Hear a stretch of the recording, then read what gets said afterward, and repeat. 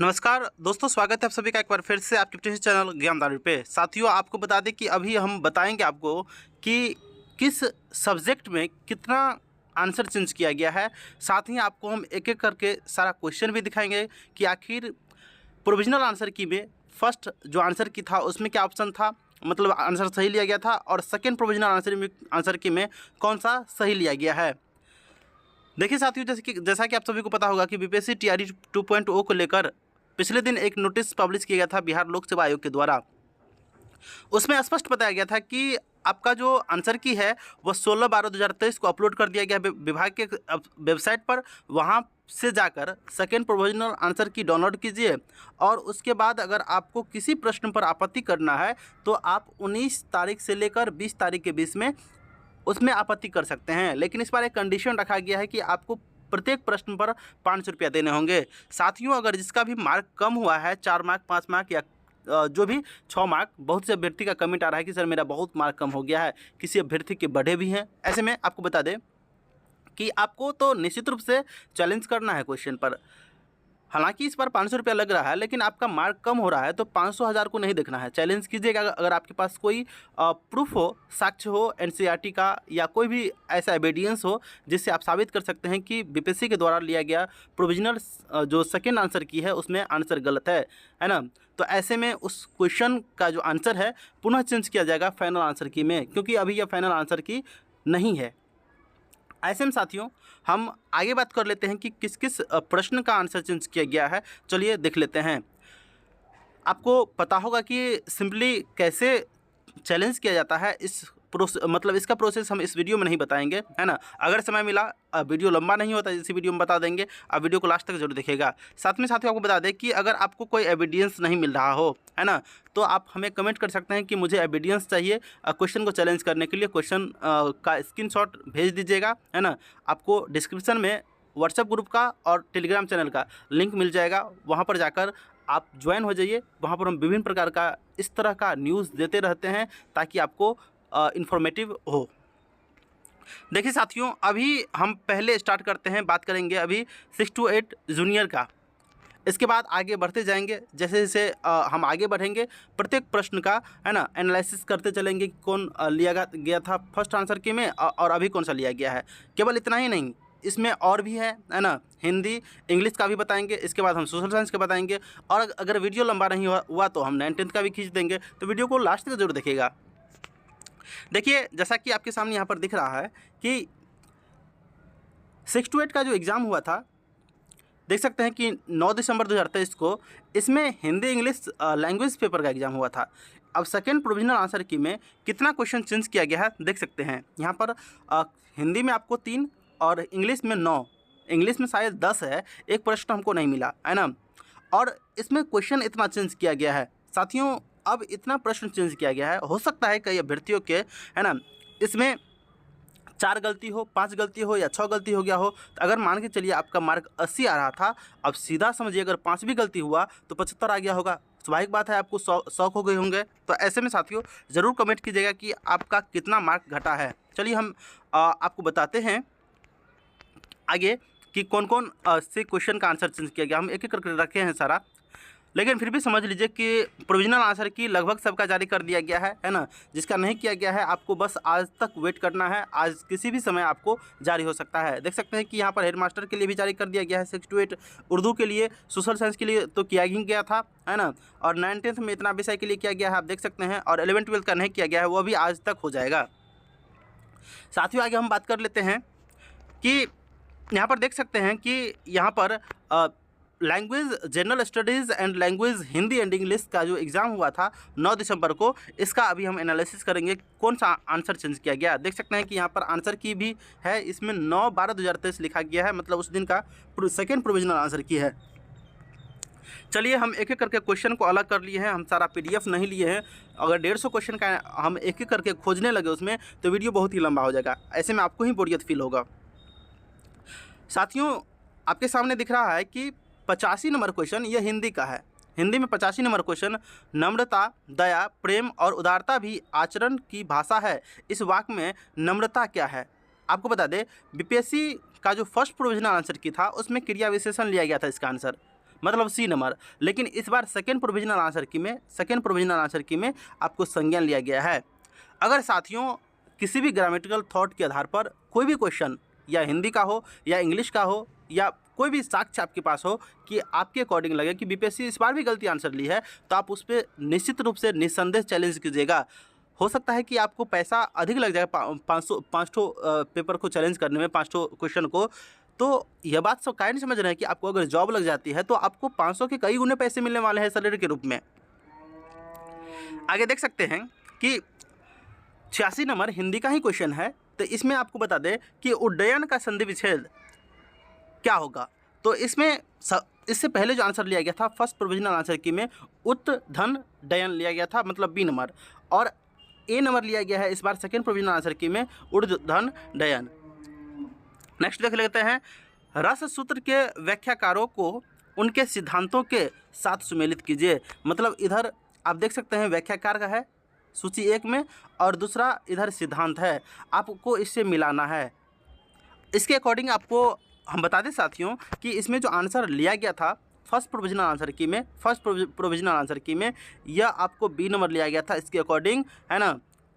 ए का 2, बी का 4, सी का 3 और डी का 1 लिया गया था। लेकिन अभी आपको बता दें कि इसमें उपयुक्त में से कोई नहीं लिया गया है। E number option second provisional answer key में 101 नंबर क्वेश्चन का लिया गया है। आगे देख सकते हैं यहाँ पर 3 क्वेश्चन मैंने बताया था आपको हिंदी में चेंज किया गया है, तो 3 देख लिया आप। अब नेक्स्ट नंबर पर देखते हैं अगला, what will happen of power to decide is displaced. 111 नंबर क्वेश्चन है इंग्लिश का। इसमें जो चेंज किया गया है, इससे पहले आंसर था इसके अकॉर्डिंग बी नंबर, मतलब फर्स्ट प्रोविजनल आंसर की में। लेकिन अभी जो लिया गया है आपको ए नंबर लिया गया है, quick decision want be possible. इससे पहले लिया गया था decision making will be easy.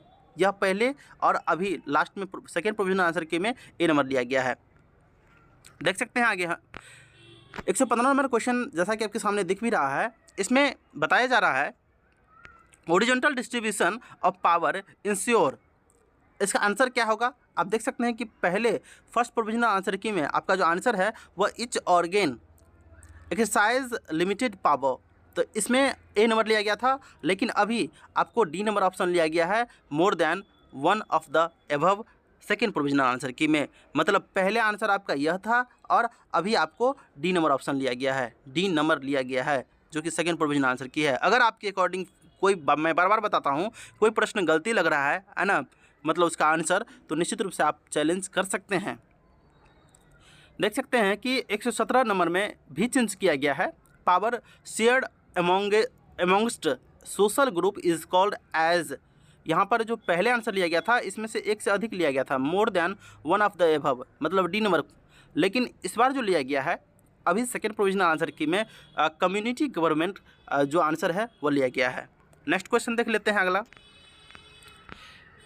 118 number में देख सकते हैं कि यहाँ पर what ensure that the power does not remain in one hand.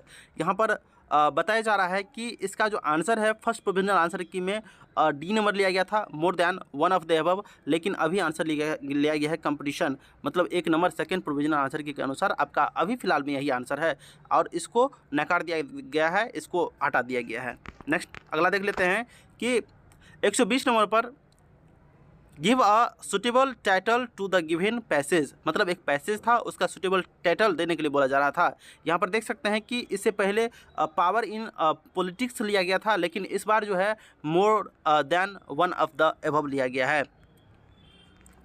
Find out the word which is miss spelled. मतलब इसका स्पेलिंग कौन सा गलती है। इससे पहले more than one of the above मतलब डी नंबर लिया गया था, एक मतलब फर्स्ट प्रोविजनल आंसर की में, लेकिन अभी ए नंबर लिया गया है।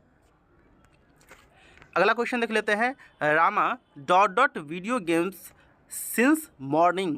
रामा वीडियो गेम खेल रही है, आपको यहाँ पर कौन सा होगा, इज प्लेइंग होगा या नन ऑफ द एबव होगा।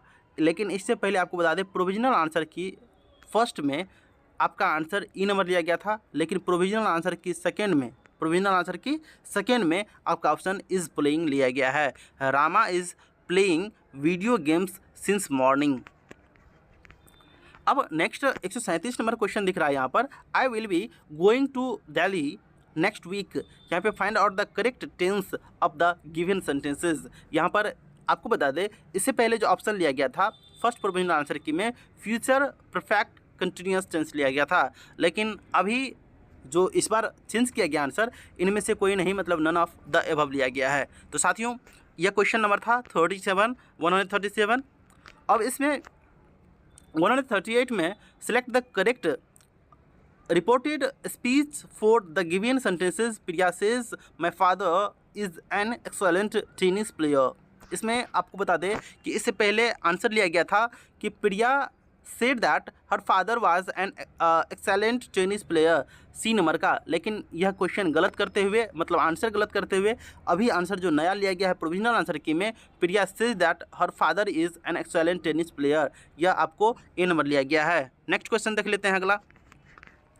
अगला नहीं, ख़त्म हो गया। जैसा कि मैंने आपको बताया कि लगभग 12 क्वेश्चन चेंज किए गए थे, मतलब 12 क्वेश्चन का आंसर आपको इंग्लिश में 9 और हिंदी में 3, इस प्रकार से आपने देखा। चलिए अब हम अगला देखते हैं।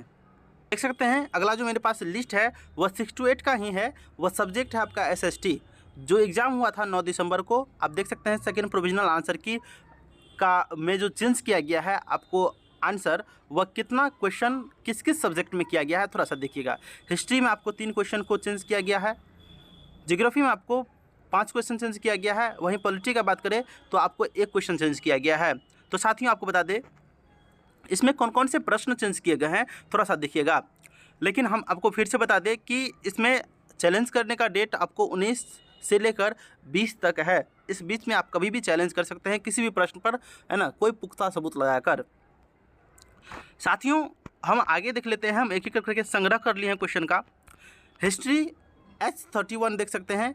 इसमें हिस्ट्री में आपको जो 31 नंबर क्वेश्चन है वह चेंज किया गया है 1920 ईस्वी के असहयोग आंदोलन के दौरान कांग्रेस के विधान परिषद के बहिष्कार के सिद्धांत का कौन प्रबल विरोधी था।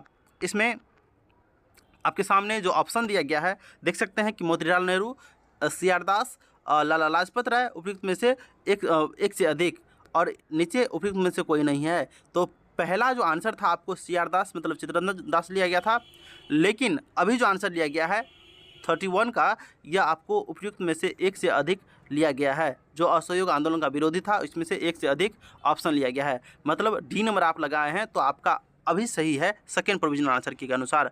लेकिन मैं फिर से बताता हूं कि आपको अगर कोई संदेह हो किसी प्रश्न पर तो आप निसंदेह रूप से चैलेंज कर सकते हैं। अगला क्वेश्चन देख सकते हैं कि चीनी लोक गणराज्य की स्थापना किस वर्ष हुई। यह हिस्ट्री का 38 नंबर क्वेश्चन है। इसमें आपको बता दें इसका ऑप्शन इससे पहले सी नंबर लिया गया था 1948, लेकिन अभी के आंसर की के अनुसार सेकेंड प्रोविजनल आंसर की में आपको ई नंबर लिया गया है, उपयुक्त में से कोई नहीं। नेक्स्ट क्वेश्चन देख लेते हैं अगला 40 नंबर हिस्ट्री का ही। जैसा कि मैंने आपको बताया हिस्ट्री में 3 प्रश्न चेंज किए गए हैं। इनमें से कौन अंतर्राष्ट्रीय न्यायालय में प्रथम भारतीय न्यायाधीश था। इस क्वेश्चन को लेकर बहुत ही कॉन्ट्राडिक्ट है। बहुत से अभ्यर्थी अभी भी दावा कर रहे हैं कि इसका आंसर नागेंद्र सिंह ही होगा, है ना। कुछ ऐसे अभ्यर्थी हैं जो बोल रहे हैं कि बी एंडा होगा। अगर साथियों आपके पास कोई NCERT का या कोई भी ऐसा एविडेंस हो, प्रूफ हो, तो आप निश्चित रूप से चैलेंज कीजिएगा। मैं भी कहता हूं कि इस पर चैलेंज कीजिएगा तो आपको आंसर चेंज किया जा सकता है। देखिएगा कि यहाँ पर डॉक्टर नागेंद्र सिंह पहले लिया गया था और बी एन रॉ अभी सेकेंड प्रोविजनल आंसर की में लिया गया है। नेक्स्ट क्वेश्चन हम देखते हैं। अब ज्योग्राफी पे आ गए। भूगोल में आपको क्वेश्चन नंबर तीसरा में है भारत की लंबाई और चौड़ाई की दृष्टि से निम्नलिखित में से कौन सा सही है। यह पहले गलत लिया गया था लेकिन अभी सही है। आप देख सकते हैं कि लंबाई और यहाँ पर चौड़ाई पूछा जा रहा है, मतलब पहले लंबाई फिर चौड़ाई। आपको पता है लंबाई जो है भारत की, है ना, वह 3214 है किलोमीटर, और चौड़ाई में आपको बता दें कि 2933 है। मतलब इसके अकॉर्डिंग पहले लंबाई फिर चौड़ाई देखें तो इसके अकॉर्डिंग यही आंसर सही होगा, जो कि अभी चेंज किया गया है सेकेंड प्रोविजनल आंसर की में। लेकिन इससे पहले चौड़ाई फिर लंबाई दे दिया गया था। तो ऐसे में यह क्वेश्चन मतलब इसका आंसर यह गलत हो जाता है, और वास्तव में यह चेंज भी किया गया है, इसके अकॉर्डिंग यह सही है। इस पर आप चैलेंज नहीं भी कीजिएगा तो चलेगा। नेक्स्ट क्वेश्चन देख लेते हैं कि सिंधु और यह ज्योग्राफी का ही है। क्वेश्चन नंबर 6, सिंधु और सतलज नदी के बीच स्थित हिमालय को क्या कहा जाता है? सिंधु और सतलज के बीच हिमालय को क्या कहा जाता है? इससे पहले आपको बता दें साथियों, यह डी नंबर ऑप्शन लिया गया था, लेकिन अभी पंजाब हिमालय लिया गया है, जो कि सही भी है। यह सेकेंड प्रोविजनल आंसर क्यों लिया गया है? अगला क्वेश्चन आपको बता दें कि बहुउद्देशीय नदी परियोजना में के संबंध में निम्नलिखित में से कौन सा कथन सही नहीं है, मतलब गलत है? आपको बता दें इससे पहले जो आंसर लिया गया था प्रोविजनल आंसर की फर्स्ट में, वह उपयुक्त में से एक से अधिक लिया गया था, एक से अधिक, लेकिन अभी लिया गया है सी नंबर लिया गया है, जो कि आंसर जलाशयों का निर्माण जल भंडार और जलीय कृषि के विकास के लिए किया जाता है, यह ऑप्शन लिया गया है। नेक्स्ट क्वेश्चन अगला देख सकते हैं कि ज्योग्राफी का 29 नंबर है। लौह और इस्पात उद्योग के संबंध में निम्नलिखित में से कौन सा कथन सही नहीं है, मतलब गलत है? इससे पहले जो ऑप्शन लिया गया था आपको बता दें एक से अधिक लिया गया था, उपयुक्त में से एक से अधिक, लेकिन अभी के अनुसार आपको बता दें इसे प्रकाश लाइट उद्योग कहा जाता है, यह आंसर लिया गया है सेकेंड प्रोविजनल आंसर की में। अगला क्वेश्चन हम देख लेते हैं। अगला जो है उष्णकटिबंधीय मानसून पतझड़ वनों को वर्षा जल की औसतन आवश्यकता कितनी होती है? इससे पहले आपको जो आंसर लिया गया था 100 सेमी से 150 सेमी तक लिया गया था, लेकिन अभी सेकेंड प्रोविजनल आंसर की में उपयुक्त में से एक से अधिक लिया गया है। तो आपको अगर फिर भी मैं बताता हूं कि कोई गलती लग रहा हो आंसर की, गलत लिया गया है आंसर, तो आप इस पर निश्चित रूप से निस्संदेह रूप से इस पर चैलेंज कर सकते हैं। फाइनल आंसर की आना अभी बाकी है। आपको 20 तक चैलेंज करने का डेट दिया गया है, हो सकता है कि आप 20 तक नहीं कीजिएगा तो डेट नहीं बढ़ाया जाएगा, आपको 21 या 22 को फाइनल आंसर की देखने को मिल सकता है। और OMR भी अपलोड होना स्टार्ट हो गया है, जल्द ही आपको यह भी खुशखबरी मिलने वाली है। साथियों अब हम क्वेश्चन नंबर 28 का बात कर ले, जो कि पॉलिटी का है। पॉलिटी में क्वेश्चन नंबर 28, किस देश में फर्स्ट पास्ट द पोस्ट प्रणाली अपनाई गई थी, मतलब वोटिंग सिस्टम जो है, इस प्रणाली यह जो प्रणाली है कौन सा देश अपनाया था? इससे पहले आपको आंसर लिया गया था कनाडा, लेकिन मैं भी बताया था अभ्यर्थियों को इस पर चैलेंज कीजिएगा, आंसर चेंज किया जाएगा। इसमें अब उपयुक्त में से एक से अधिक मोर देन एबव लिया गया है, जो कि आंसर सही है। इस पर आप चैलेंज नहीं कीजिएगा फिर भी चलेगा, यह आपको सेकेंड प्रोविजनल आंसर के अनुसार सही आंसर है। साथियों मैंने बताया कि SST का अभी जो क्वेश्चन है वो उसको हम एनालिसिस किए कि कौन कौन से चेंज किए गए हैं, और इसके अलावा अगर आपको 9th 10th और 11th 12th का जिस भी सब्जेक्ट का क्वेश्चन एनालिसिस चाहिए कि पहले क्या लिया गया था, अभी क्या लिया गया है, और साथ में कि किस किस प्रश्न पर चैलेंज करना चाहिए और उसका सबूत भी आपको अगर बताइएगा तो हम अवेलेबल कराकर आपको वीडियो को थ्रू प्रोवाइड करा देंगे। तो साथियों अगर आप व्हाट्सएप ग्रुप और टेलीग्राम चैनल से नहीं जुड़े हैं तो निश्चित से जुड़ जाइए, क्योंकि हम वहीं आपको इस प्रकार का एविडेंस प्रूफ दे सकते हैं। साथियों आज की वीडियो को हम यहीं पर अंत करते हैं, वीडियो बहुत ही लंबी हो चुकी है, और तब तक के लिए थैंक्स फॉर वॉचिंग। कमेंट ज़रूर कीजिएगा कि आपका मार्क कितना घटा है, कितना बढ़ा है, आपको कौन से विषय का और कौन से वर्ग का, 9th 10th का, 11th 12th का, या कौन सब्जेक्ट चाहिए, है ना। अगला वीडियो कमेंट कीजिएगा।